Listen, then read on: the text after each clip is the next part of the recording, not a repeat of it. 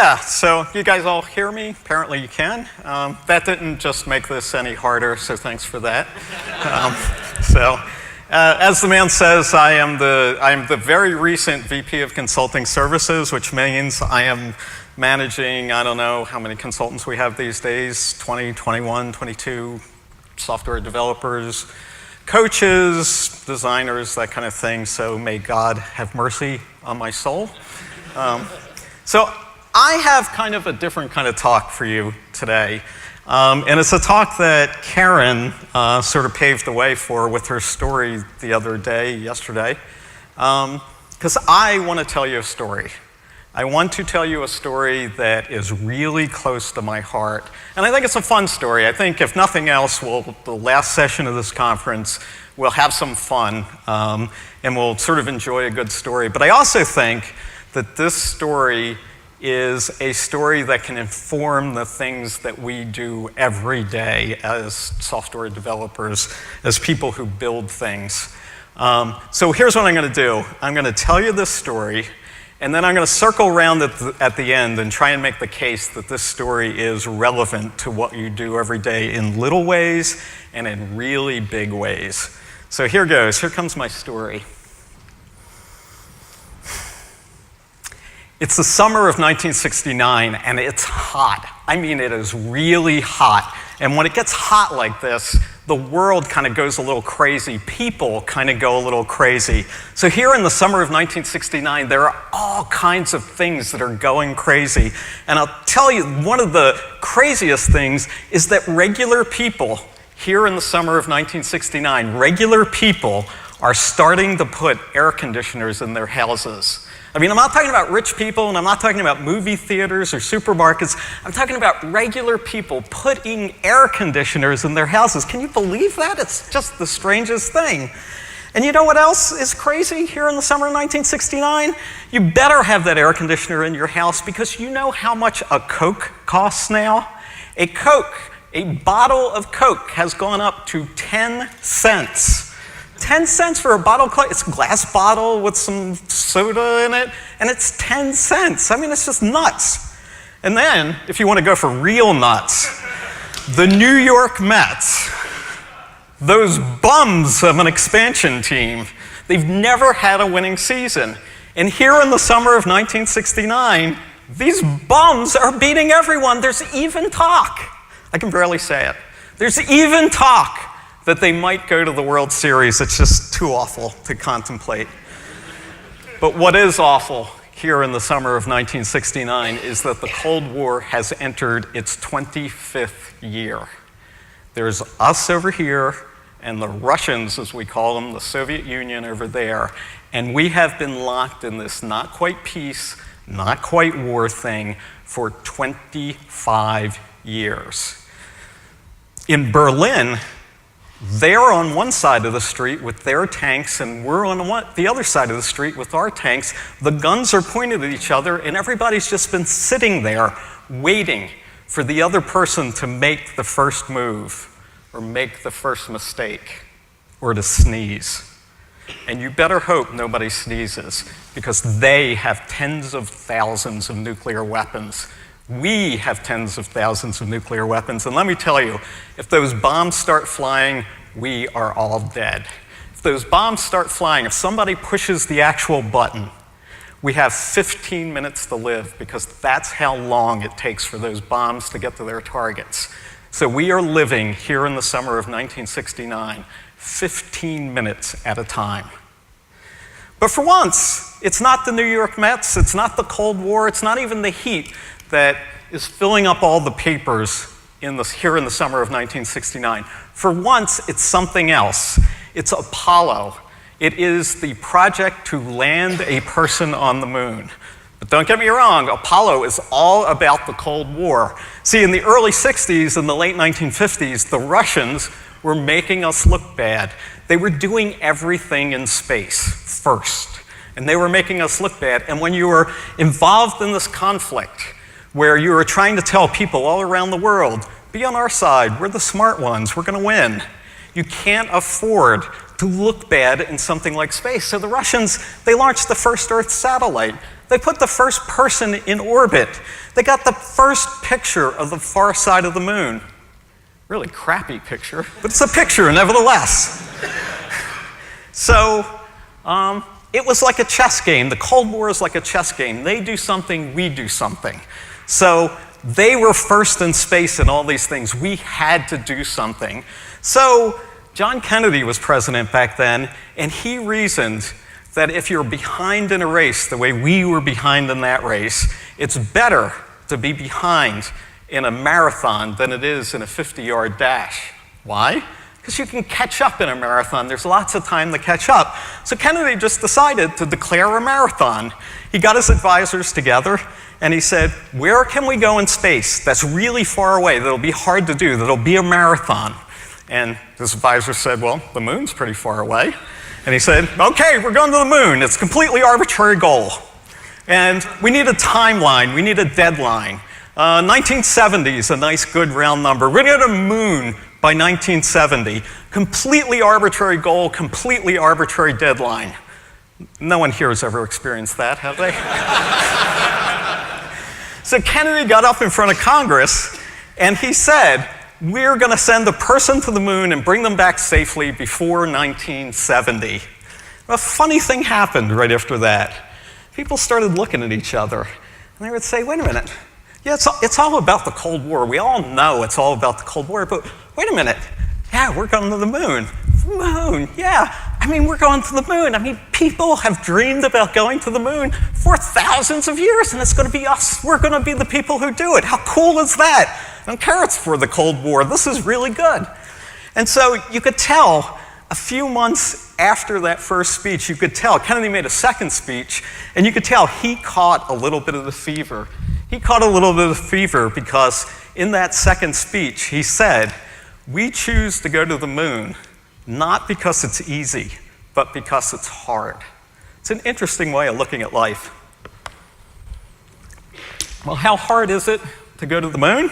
Well, it really all depends on how far away the moon is, right?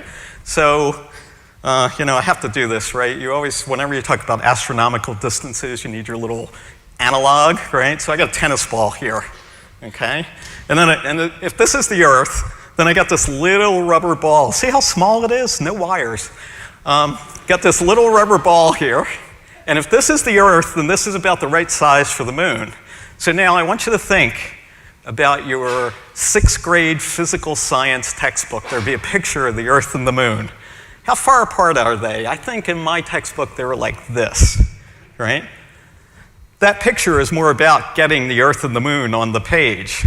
The Earth and the moon are not this close. They're not this close. They're not this close. They're not this close. My arms aren't long enough. They'd be about 7 feet apart. So now here's the key question. How far, Kennedy said we were going to go to the moon, and we had already started sending people a little way up into space. You know how far we had gotten into space? Not quite as high as the fuzz on this tennis ball. We hadn't made it out of the fuzz yet, and suddenly we're going 7 feet by an arbitrary deadline. Going to the moon is really, really hard. So if you got this like crazy deadline and this crazy project, how do you even start? Like, what do you do? How do you even get going? I'm not sure what the right thing to do is, but what they actually did was everything all at the same time. They started a whole series of projects, everything they could think of all at once, and the prayer was that it would all come together at the last minute, right? So that's always a good plan. So, for instance, one of the things they decided to do was try and simplify the job, right? The job is take a person, take them to the moon, land them safely, bring them back to the Earth. Well, we can't all do that all at once, so what's the simplest thing that could possibly work? Well, we could build a spaceship with no person, send that to the moon and bring it back. That has got to be easier, right? You take the people out of the equation, it's got to be easier. Okay, is that the simplest thing that could possibly work? No. If you're just sending a machine to the moon and landing it on the moon, you don't have to bring it back. So the simplest thing that could possibly work is just send the machine and land it on the moon. Is that the simplest thing that could possibly work? Not quite. We need to think about what the word land means. How about if we define land as go screaming in at 1,200 miles an hour flat, okay? And we can take some pictures on the way, that kind of thing. Thus was born Project Ranger, to hit the moon with a spaceship. Ranger 1 was launched in August of 1961, and it succeeded beyond everybody's expectations if the goal was to crash. Ranger 1 crashed into the Atlantic Ocean. Ranger 2 did better, it crashed into the Pacific Ocean. Ranger 3, by any measure, did better. It made it all the way out to the moon. It had a little navigation problem and kind of missed 100,000 miles or so. Ranger 3 is still out there. Ranger 4 actually hit the moon, but Ranger 4 died on the way to the moon. It died on the way to the moon, and the stone-dead spacecraft looped around and we believe hit the far side of the moon. That was success of some form. Let's see, 5. Ranger 5 was worried about Ranger 3 and joined it in the great beyond. Ranger 6 flew a flawless 3-day mission to the moon. It takes about 3 days to get to the moon. And at a certain point, on that third day, the people behind Ranger 6 realized that neither God nor Isaac Newton was going to keep this thing from hitting the moon, and the spacecraft was working, and the only thing left to do was have the TV cameras come on so that they could see the moon getting closer and closer and closer. So they commanded the TV cameras to come on, and they didn't. And so they crashed a blind spacecraft into the moon, almost. Ranger 7 actually worked. Ranger 7 actually flew to the moon, took a bunch of pictures, and hit the moon. And you can imagine there were a lot of corks popping and champagne being drunk after Ranger 7, except those people had to be standing there thinking, my God, it took us 7 tries in 2 years to do the simplest thing that could possibly work. How in God's name are we going to do the rest of it? And the answer is, again, they did everything all at the same time. So one of the things they realized is they were building these huge going to the moon rockets, but they were not going to be ready in time to train the astronauts. So they built a whole separate thing just to train the astronauts. This is Gemini. It's a 2-person spaceship, and it was built for no other reason than to train the astronauts, train people in the things you needed to know to go to the moon. So astronauts would go up and practice astronauty going to the moon things in Earth orbit. And they learned a lot from Gemini.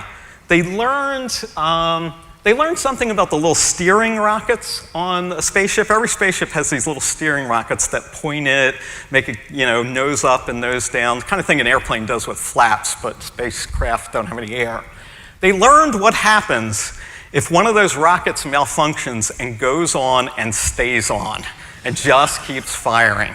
And the answer is your spaceship starts to spin faster and faster and faster. And they learned that when that happens, the people inside the spaceship can no longer see because their eyeballs are getting, sloshed around. But the other thing they learned is that if you have an astronaut with dead calm nerves who is well enough trained that he can work the problem while his spaceship is tumbling out of control and knows the inside of his cockpit so well that he can find the right switches to throw without being able to see, this is a survivable accident. And they survived it. That's something good to know. They also learned something about spacesuits. They weren't too worried about spacesuits, get a rubber suit, insulate it, put a helmet on it, some oxygen, send the guy out into space.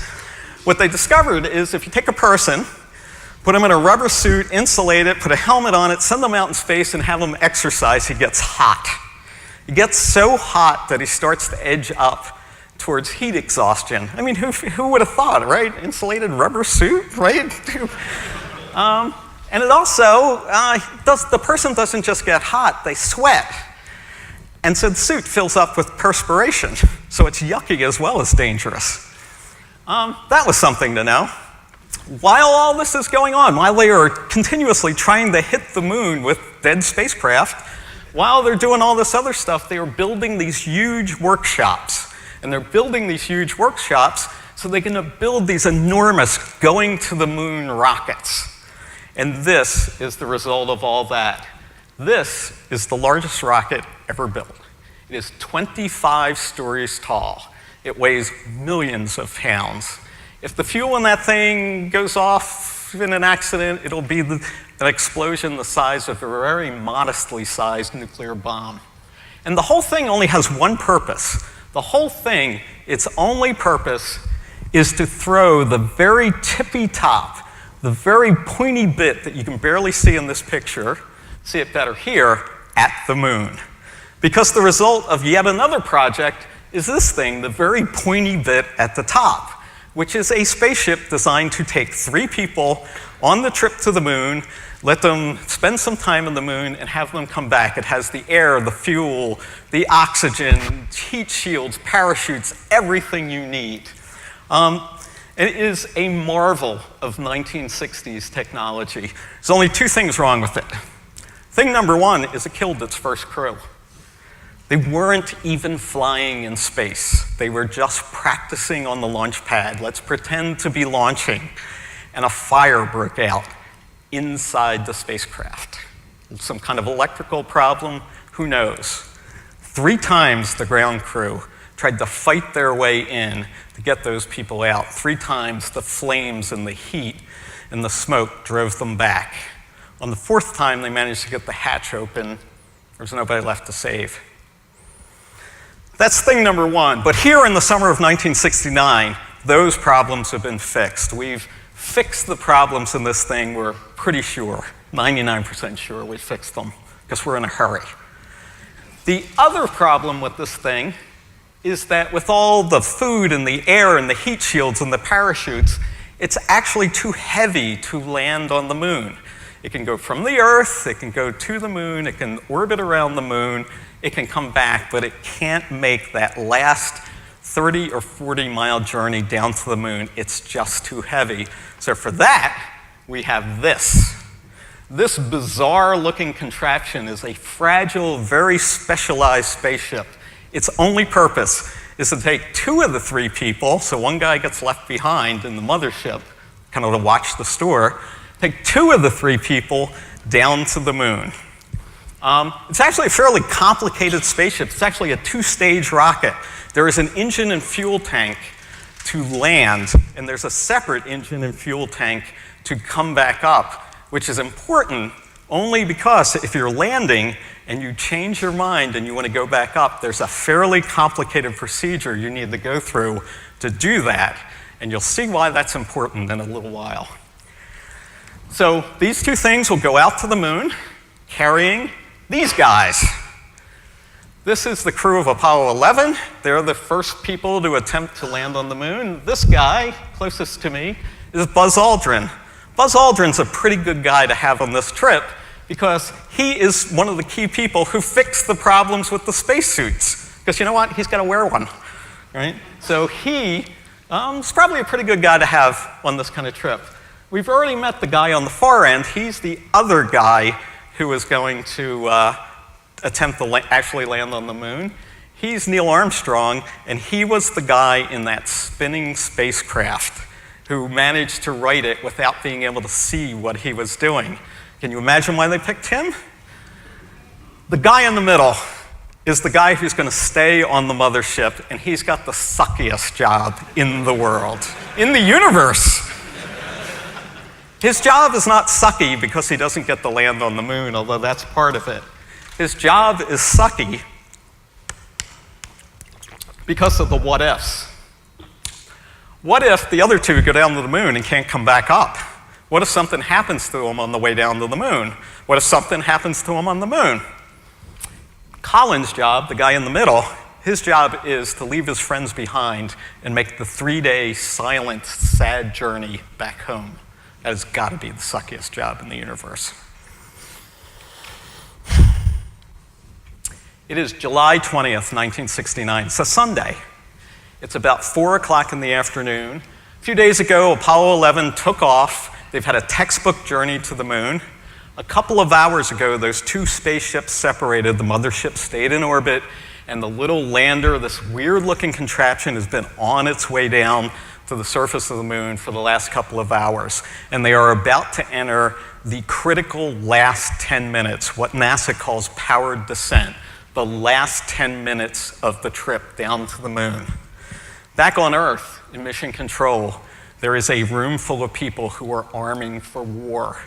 A lot of these guys are in their 20s. They have spent a substantial portion of their adult life waiting for these 10 minutes.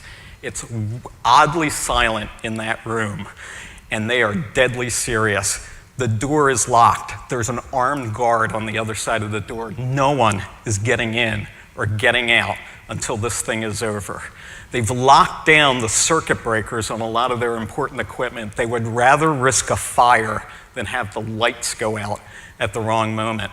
Their job is to watch the data streaming down from the spaceship and be the third, fourth, fifth, 27th pair of eyes to make sure that that weird-looking little spaceship is doing what it's supposed to be doing. Across the United States, there is this blanket of tension everywhere. The streets are eerily empty because most people are inside, glued to their TVs. It's right around now, right around 4 o'clock in the afternoon, that something weird starts to happen with the cars that are on the road. They start to pull off. In city streets, they find a place to park. On highways, they pull off onto the shoulder. On rural roads, they simply stop. The drivers cannot listen to their radios, listen to what is going on above the moon, and drive at the same time. In a row house in Philadelphia, a 10-year-old boy and his dad are watching the coverage on TV. It's right around now, they're both sitting on the couch, but it's right around now that the dad gets up, walks about halfway to the TV, and gets down into this sort of catcher's crouch and puts his hand on his head. And that's the way he'll stay until it's over. They're watching this guy, this is Walter Cronkite. He is like the god of TV newsmen. They do public opinion surveys. What public figure do you trust? The President of the United States regularly comes in second. This guy wins. Cronkite is one of these, like, nothing bothers him kind of reporters. In World War II, when he was a radio reporter, he flew on bombers just so he could say, tell the people back home what it was like, even though those bombers were getting shot down at a rate of 10% per mission. Many people remember Cronkite with just a touch of sadness in his voice, telling the world that John Kennedy had been murdered. It is 4:05 p.m. It's right at the beginning of this last 10-minute flight down to the moon. Armstrong and Aldrin are at 50,000 feet. They've gone through about a quarter of their fuel to get to where they are right now. And they are playing a 1960s high-tech game of Can You Hear Me Now? Because the radio isn't really working. They can talk to the ground for a few seconds, and then they get these huge blasts of static, and they don't know why or where the static is coming from. And even worse, it's not just the voice communication. All their data is dropping out too, and they need that second, third, fourth, fifth, sixth set of eyes. And so Armstrong and Aldrin have their heads down, and they're playing with the channel, and they're trying to adjust the antenna angle and doing all the things that you might do to try and fix a radio, to make your radio work. And fortunately, they have time to do that because they are not actually flying the spaceship.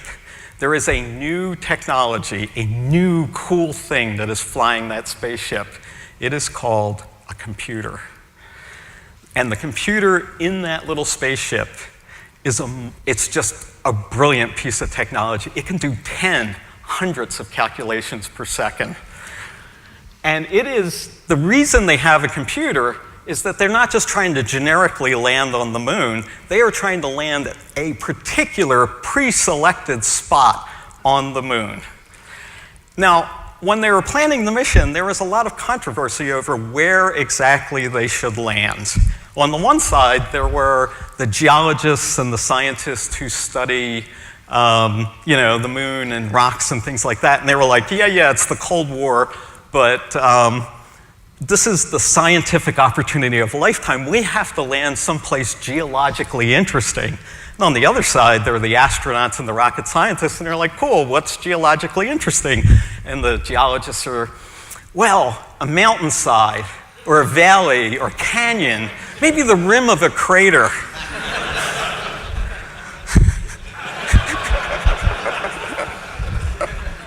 In the end, it was the astronauts and the rocket scientists who won the argument, because this was about the Cold War, and you're not going to win the Cold War with your little spaceship sliding down the side of a mountain, are you? So Apollo 11 is aimed for the flattest, dullest, geologically most uninteresting spot that NASA can find on the moon, and the computer is flying them there. It is 4:10 p.m., about 5 minutes into the 10-minute last bit of flight. Armstrong and Aldrin are at 35,000 feet. They've gone through about 50% of their fuel, and good news! The radio is working. As mysteriously as the radio problems came, they just go away. And finally, the two of them have got to be thinking, okay, maybe this is going to go well from here, when a display in front of them lights up and it says 1202. 1202 is a message from their computer. Now, I know no one in this room is really that familiar with computers. They're really high tech. So let me give you a modern version of what 1202 means. Maybe this? This is a closure conference. This.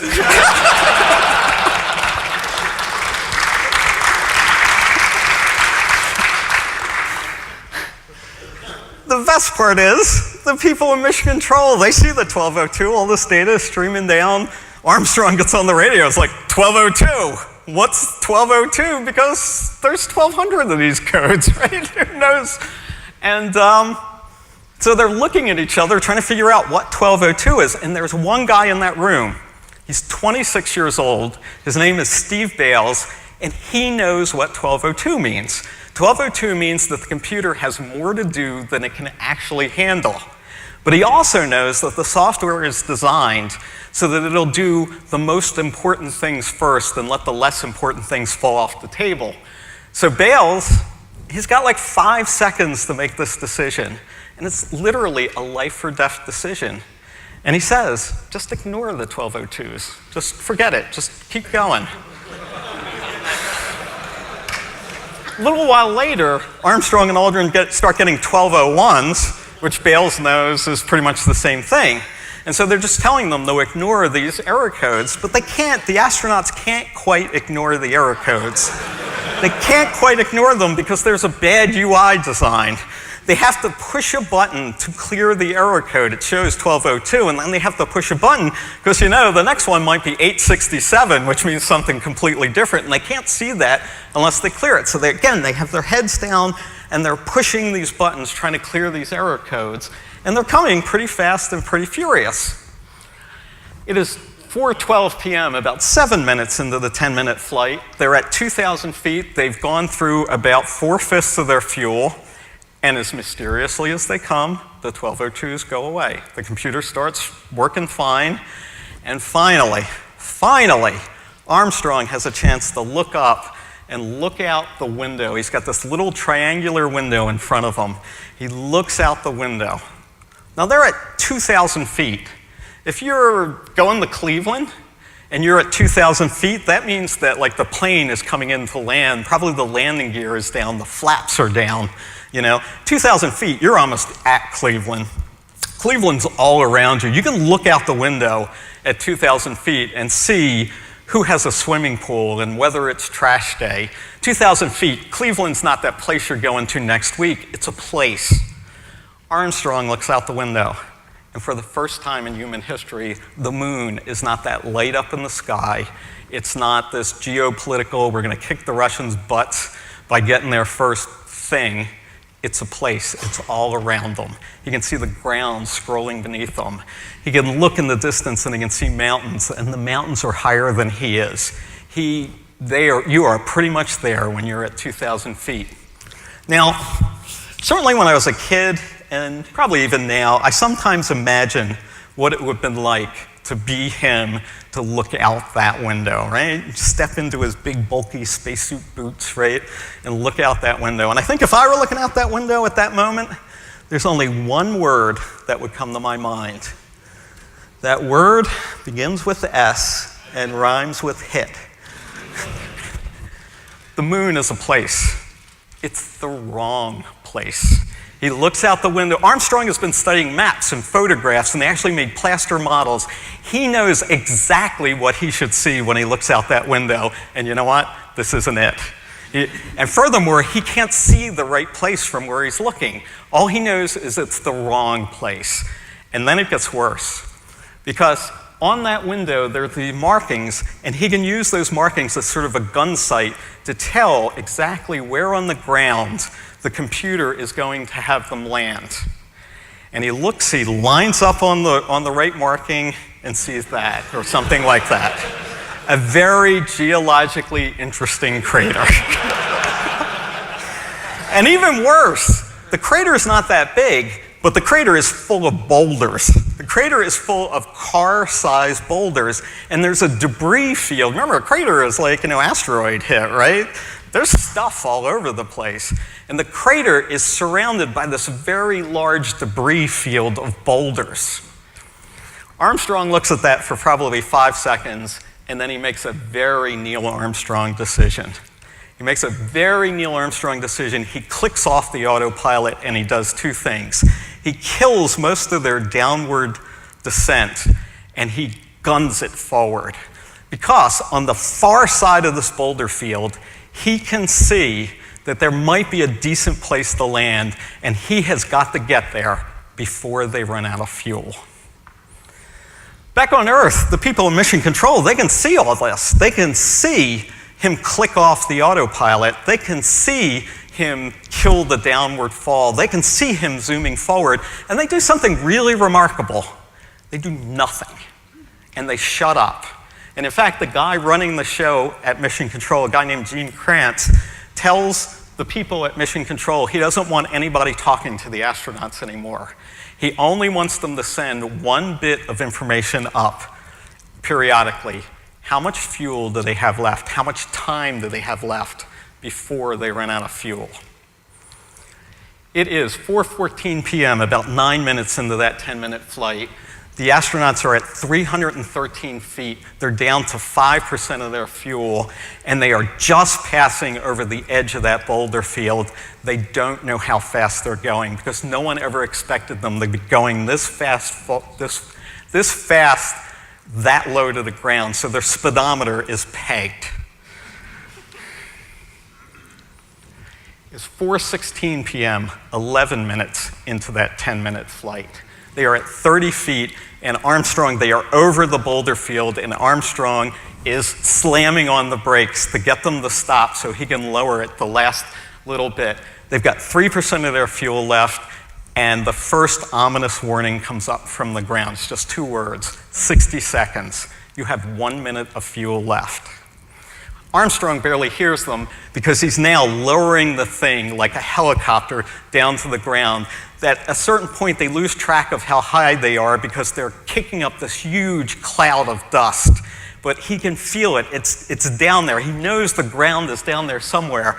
And it's about this moment that they hear the second warning, 30 seconds. For God's sake, land this thing. Aldrin is looking out the window, and he reports that he can see a big shadow on the ground. It's the shadow of the spaceship. They are really, really close. And then Aldrin looks down at his instrument panel, and there's a little light, little amber light right in front of him, and it's labeled contact. And as he looks at that light, it comes on. It's a contact light. Contact light means that the sensors on the landing gear of this weird-looking little machine have touched something hard. Contact light means they've landed. Contact light means that Armstrong and Aldrin are not going to die, and better, they're not going to fail. contact light means that these two guys, all the people at NASA, United States of America, that humanity has arrived. It's 4:17:41. But Armstrong and Aldrin are not quite done. The plan had been for them to shut off the engine just a few feet above the ground and let the thing fall the rest of the way. But they were too busy not dying to do that. And so now they're sitting on the ground, burning their last of their fuel, kicking up rocks and dust and what have you, and they need to go down their shutdown checklist. And it's something the two of them do together because it's really important to get it right, so they pair astronaut. So one of them will read the step and the other one will do it, or the first one will read the step and the other one will do it. So Armstrong starts it by saying shutdown, and Aldrin says, okay, engine stop. And then Aldrin says ACA out of detent. Armstrong says out of detent auto. And they go on through all this sort of technological mumbo jumbo. Meanwhile, back in mission control, they can see that the little lander has stopped. And they can see their version of the contact light come on. And then they see all the systems clicking off. And they can hear Armstrong and Aldrin going through this checklist. And you would think that at a moment like this, you know, someone would say something momentous, something profound, but that's not really how people are. So the guy on the ground who's talking to the astronauts, he radios up words to the effect, "We think you landed." Duh, really? Armstrong is sort of still at the end of the shutdown checklist, so he clicks off the last thing on the checklist. He says, engine arm off, and then pretty much in the same breath, he says the words that he had practiced, the words that he had made up, the words that he wanted to be the first words from another world. So he says, Tranquility Base here. They had landed in a place on the moon called the Sea of Tranquility, we think, right? We're almost sure. The Eagle, which was the name of the little spaceship, has landed. And with those words, those highly disciplined, nerdy guys in mission control with their white shirts and their skinny black ties and their pocket protectors, as a group, stand up and start shouting. You can imagine there's probably some shouting going on in those cars. What would you do? Pound on the steering wheel a little bit, maybe? Feel a little silly if somebody sees you? Certainly there was some shouting going on in that row house. It takes the 10-year-old boy just a few seconds to realize, hey, they've done this. This is over. They've done it. And then he realizes that his dad is no longer in that crouch, but his dad is jumping up and down and shouting really loud, shouting louder than he's ever heard his dad shout before. Then he realizes it's not just his dad shouting, it's the people next door.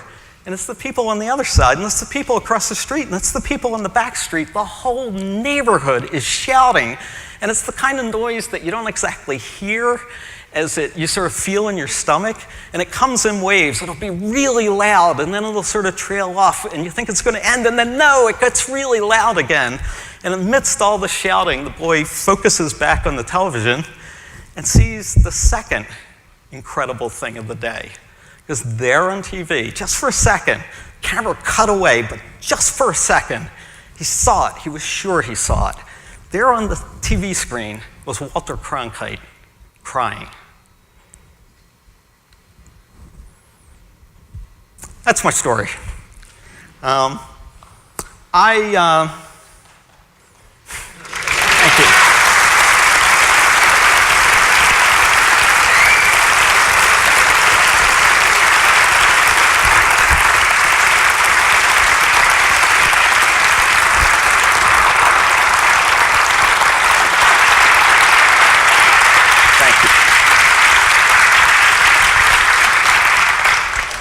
But I want to say something to you guys. I said that was my story, but it's not. It's your story, okay? You get that story for being one of us. Everything that I told you was done by people like us, done by people who live and breathe technology, who live just to build things, who live for the next cool thing. And I don't care if you grew up in the United States like I did, or Germany, or Asia or the old Soviet Union or Russia, if you are one of us, this story is part of your heritage, your cultural inheritance. So it's yours, and one of the reasons I try and tell this story as often as I can is to kind of give it back, to remind everyone that this is really your story. But I said that what I would do is try and talk you into the idea that this story is relevant to the things you're doing today. So let me try that. Can we learn anything from this story? I think we can learn all kinds of things. I think we can learn little things, and I think the little thing that we can learn is that little things in a complex technological project can kill you, okay? Let's think about the little things. Why did their radios stop working for a while? Right? There's an interesting question. Turns out that a few months before Apollo 11 took off, the rocket scientists who were responsible for this thing got worried about the steering rockets. Not that they would go on and stay on like they did in that early mission, but that they would burn through the side of this thing. Some of those steering rockets were pointed pretty close to the skin of this thing, and this was very flimsy. And so they put these shields, I've got one of them circled in yellow here. They put these shields to keep the rockets from burning through the side. So the shields would deflect the rocket exhaust. They also made great radio reflectors. And at certain angles, they would reflect the radio and screw up their communications. Guess which angles that was? Between minutes 10 and 7 of the flight down to the moon. Why did their computer crash? Their computer crashed because it had 3 modes, and there was a switch. You could select the mode. Mode number 1 was track the mothership, right? They used that mode when they were coming back up, right? Mode number 3 was landing on the moon mode, and that just tracked the ground. I don't care about the mothership. And then there was mode 2, which was just used very rarely, which was to track both of them. Well, they had it set in mode 2. The computer was trying to track both the ground and the mothership, and that ancient computer couldn't really walk and chew gum at the same time, and so it crashed. Little things can kill you. But you know what? Well-designed software can save you. The only reason they managed to land was because that software was designed to do the most important thing, so that they managed to get past that one. Even more interesting is, why were they off course? They had this pinpoint landing. What happened? For that, we have to go back a couple of hours to when the 2 spaceships were connected together. When these 2 spaceships were hooked together, there was a sort of tunnel that ran between the 2 of them so the people could pass back and forth. And when they got ready to separate, they closed the hatch at one end and they closed the hatch at the other, and they made a sort of dead space. And the astronauts were supposed to pump the air out of that dead space and then separate. Well, maybe they were in a hurry, maybe they had other things on their mind. They didn't quite get all the air out of it. So when they separated, there was a puff of air that changed the speed of the little lander by 1 foot per second. Here is 1 foot per second. Okay? That's 1 foot per second. What possible difference could 1 foot per second make in a spaceship going more than 1,200 miles an hour? Well, let's do the math. 1 foot per second is 60 feet per minute. It's 3,600 feet, more than half a mile, in an hour. And this was 2 hours before they landed. This problem festered for hours and threw them off course by a couple of miles. Little things can kill you. A little puff of air can kill you. But you know what else? If you look at those 2 spaceships, between them they had 2 million parts. If you tried to worry in detail about every single one of those 2 million parts, you'd probably be ready to leave for the moon about now, right? The key is not to worry about every single little detail. The key is to try and locate the details that are likely to kill you and be ready to deal with the failures that do occur. I think that's one of the lessons that we can get out of this. Another thing we can get out of this is the value of persistence. Think about all those early failures, right? I said, Ranger 3 is still out there, and we all laughed. It's funny, right? It probably wasn't funny to the people behind Ranger 3, and yet they kept going. They kept going through astronauts that were killed. They kept going through spaceships spinning out of control. They kept going through all kinds of things, and in the end, they managed to do it. We can also learn something. I think it takes leadership to do something like this, and I think leadership is really important. But I think there's something else that's important, something I like to think of as fellowship, right? We're all smart people in this room. We all have opinions. We all want to be heard. But there are moments when the best thing to do is to shut up and let the person who's on the spot make the decisions. Think about what happened when Armstrong took control of that spaceship. The people on the ground did not radio up to him.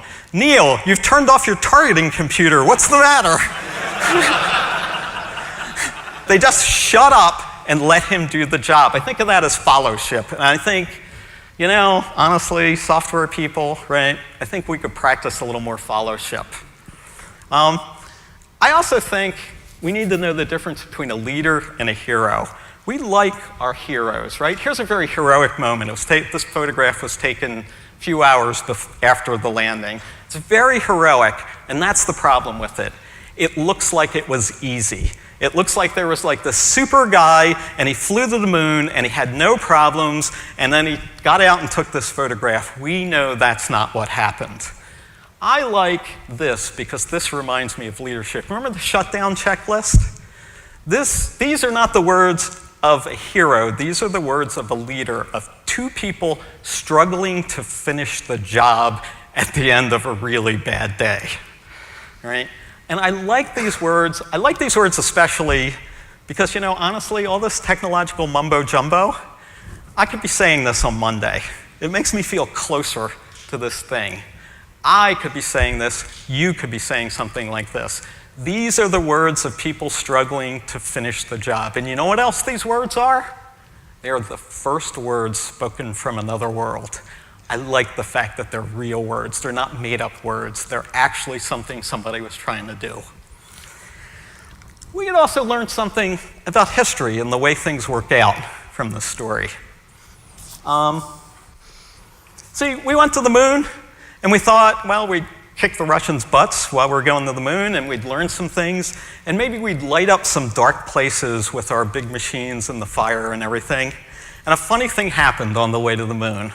A funny thing happened on the way to the moon. We looked back over our shoulder, and we saw that. We saw ourselves. We saw our place in the universe. I know for probably everybody in this room, maybe, these pictures are just part of the wallpaper. I saw Alan earlier, and he was wearing a t-shirt that had a picture very much like this one, right? It's just part of the wallpaper. You see it all the time. You've seen it 1,000 times. I would like for you to try to imagine for just a minute that you had gotten to a certain place in your life having never seen a picture like that. And then one day somebody comes and slaps this picture down in front of you. How would you feel? What would you say? I can tell you. You look at it and you say, Holy Mother of God, that is everything. That is every birthday. That is every first day of school. That is every graduation. It's every love affair. It's every wedding. It's every wedding anniversary. It's every funeral. It's every birthday. It's everything we are. It's all we have. It's beautiful. It's tiny. It's out there in the black. And maybe we should take care of it.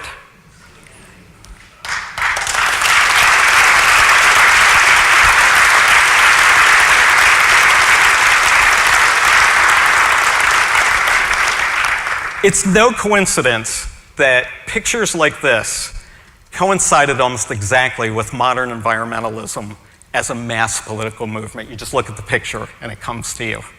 And that sort of brings me to what I think of as kind of the real lesson of Apollo. And it's something I have a hard time putting into words. And mostly I can think of it as a conversation, maybe a conversation between you and me. We go out to lunch, and one of us, it doesn't matter which, has an idea, and it doesn't matter what the idea is, right?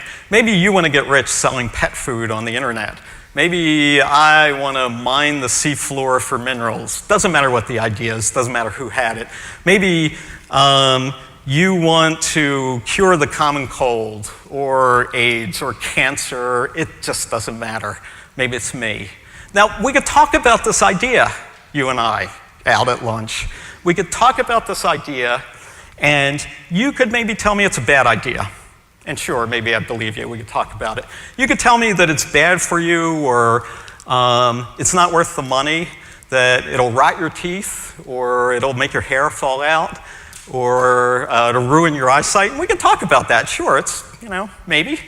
You could just tell me that, it'll make you fat. I don't know, right?